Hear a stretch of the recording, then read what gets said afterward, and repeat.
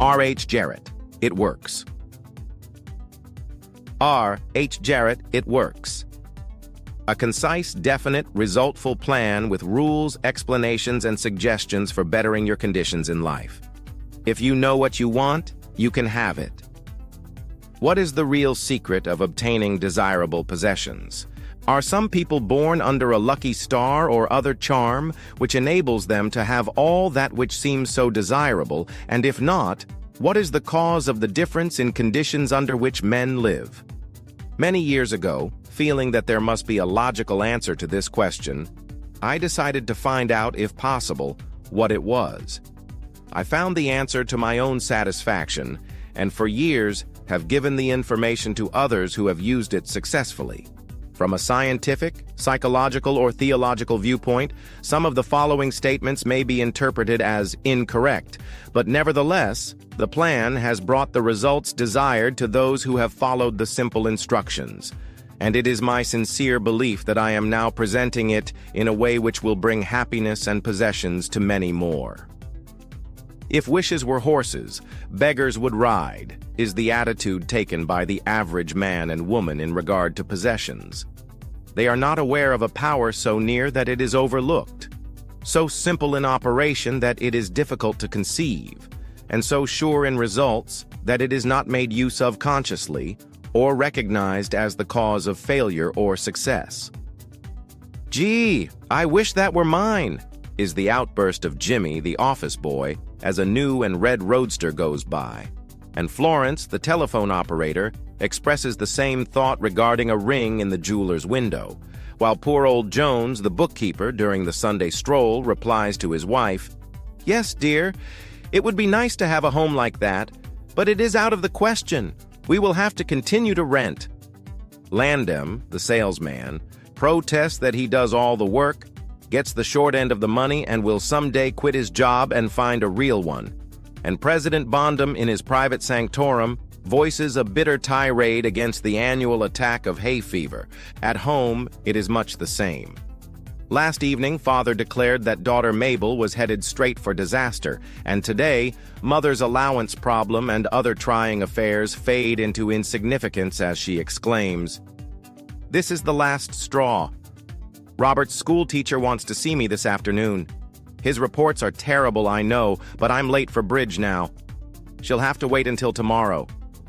So goes the endless stream of expressions like these from millions of people in all classes who give no thought to what they really want, and who are getting all they are entitled to or expect. If you are one of these millions of thoughtless talkers or wishers and would like a decided change from your present condition, you can have it. But first of all, you must know what you want, and this is no easy task. When you can train your objective mind, the mind you use every day, to decide definitely upon the things or conditions you desire, you will have taken your first big step in accomplishing or securing what you know you want.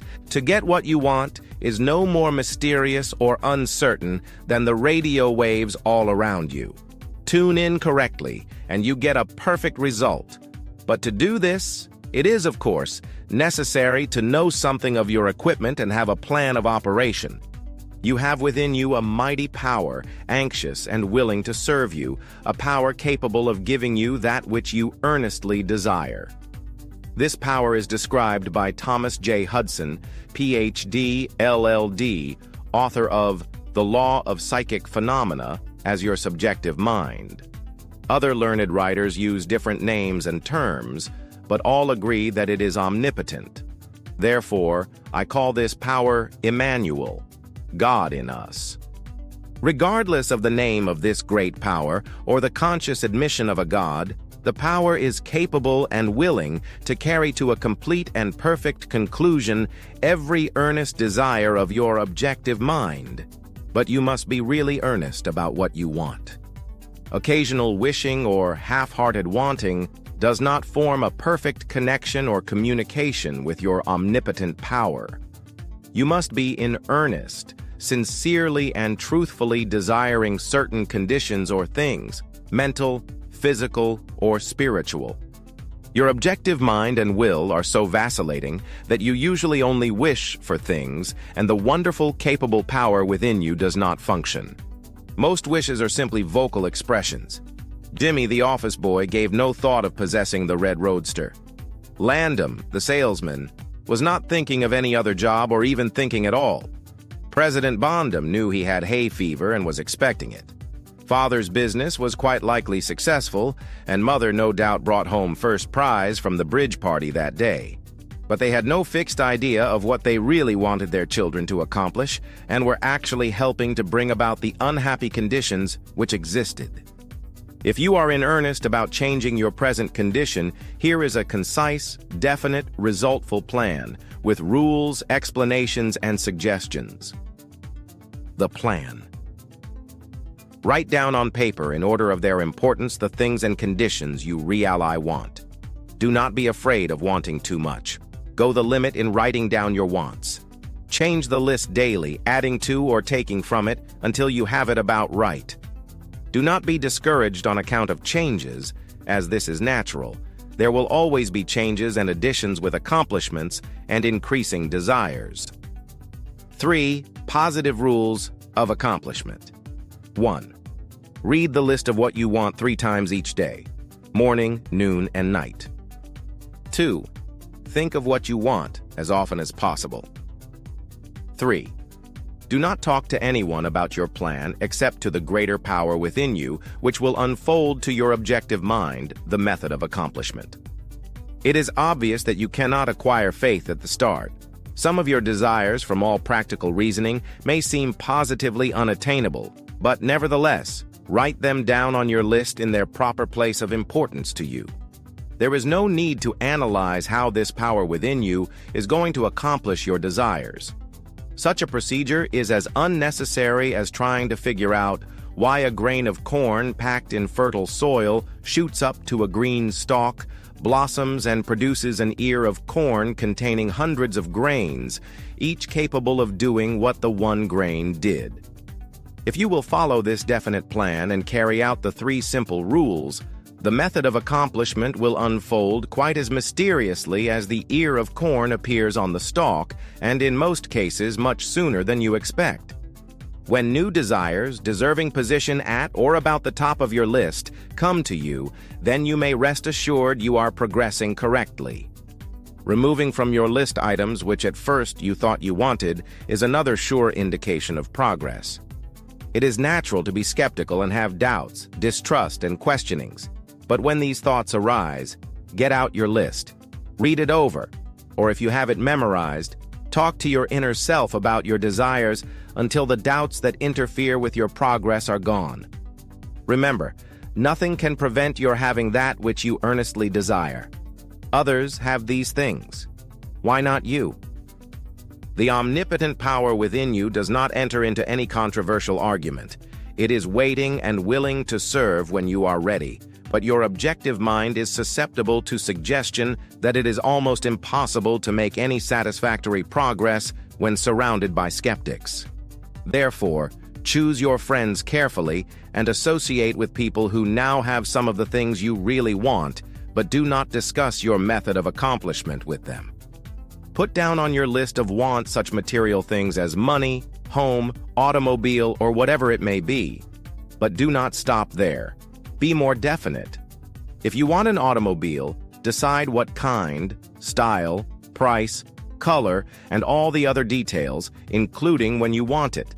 If you want a home, plan the structure, grounds, and furnishings. Decide on location and cost. If you want money, write down the amount. If you want to break a record in your business, put it down. It may be a sales record. If so, write out the total, the date required, then the number of items you must sell to make it. Also list your prospects and put after each name the sum expected. This may seem very foolish at first, but you can never realize your desires if you do not know positively and in detail what you want and when you want it. If you cannot decide this, you are not in earnest. You must be definite, and when you are, results will be surprising and almost unbelievable. A natural and ancient enemy will no doubt appear when you get your first taste of accomplishment. This enemy is discredit. in form of such thoughts as, "It can't be possible. It just happened to be. What a remarkable coincidence." When such thoughts occur, give thanks and assert credit to your omnipotent power for the accomplishment. By doing this, you gain assurance and more accomplishment, and in time prove to yourself that there is a law which actually works at all times when you are in tune with it. Sincere and earnest thanks cannot be given without gratitude, and it is impossible to be thankful and grateful without being happy. Therefore, when you are thanking your greatest and best friend, your omnipotent power, for the gifts received, do so with all your soul, and let it be reflected in your face.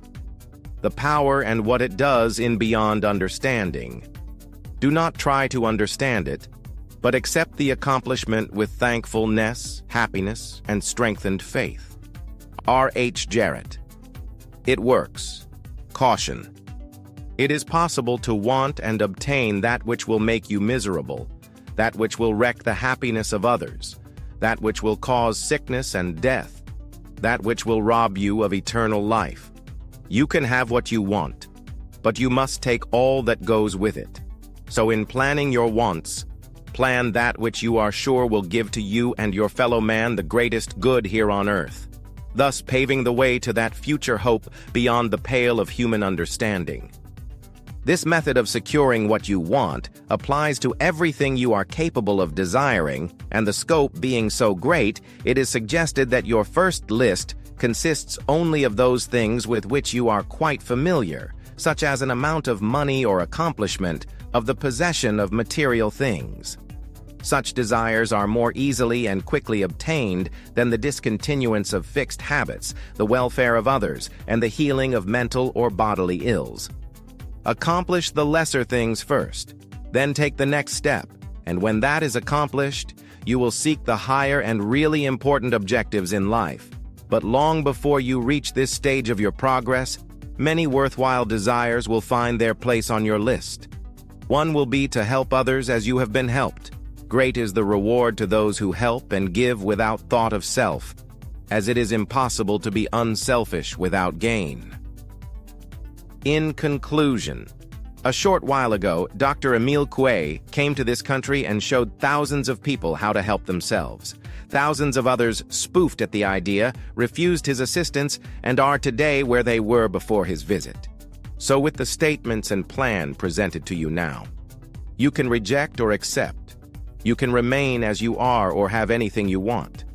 The choice is yours, but God grant that you may find in this short volume the inspiration to choose aright, follow the plan, and thereby obtain, as so many others have, all things, whatever they may be, that you desire. Read the entire book over again, and then again. Memorize the 3 simple rules.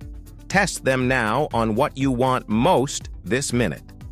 This book could have extended easily over 350 pages, but it has been deliberately shortened to make it as easy as possible for you to read, understand, and use. Will you try it? Thousands of bettered lives will testify to the fact that it works.